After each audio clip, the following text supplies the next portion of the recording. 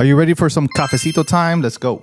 All right, so today's topic is going to be cash purchases, right? I get to hear it all the time, right? Some people think that, well, it's all these cash buyers that are really driving the market where it is. Well, let's take a look at some of the data that we have right now. So let's take a look. So first, we have 25% of all sales taking place right now are about cash, according to Q1 stats. Okay, where does that rank up? Well, on this slide here, you're going to be able to see what's the percentage of cash sales for the last few quarters. And as you can see, it's always going to be between 20 to 25% of all the purchases. Now, if the cash buyers are not doing the purchases, then what are the other two dominant forces to be able to purchase? Well, a lot of us know this, but it's going to be conventional financing and FHA loans. Now, let's actually get to the good stuff. Where is it that most of that cash is being spent on? Like, what type of inventory, what type of property is most of that money going to? Well, believe it or not, now the grand majority of these cash sales are taking place for properties that are selling for $4 million and higher. So that's one side of the extreme. Now, the second runner up in most amount of cash purchases is between $150 and $299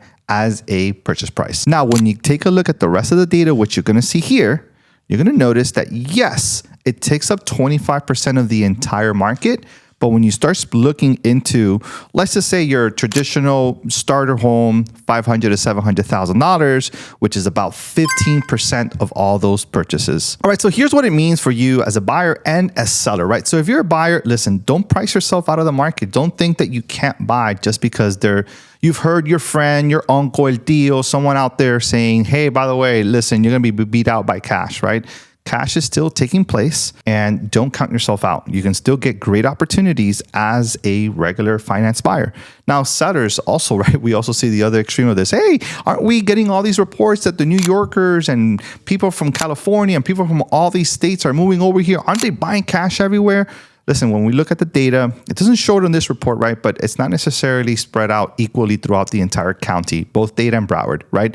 But as a seller, understand that unless you're in the $4 million price range and above, or you're having some type of an investor opportunity, which is under 300, likelihood is that you're very likely, most likely going to be dealing with a regular finance buyer. Now, this is good news, right? Because at the end of the day, as a buyer, you want to be able to get a great deal. And as a seller, what you want to be able to do is, ideally for most of you, is sell it for top dollar and making sure that it reaches you to the closing table. Here's some quick stats that I just wanted to share about cash. Let me know if you have any questions.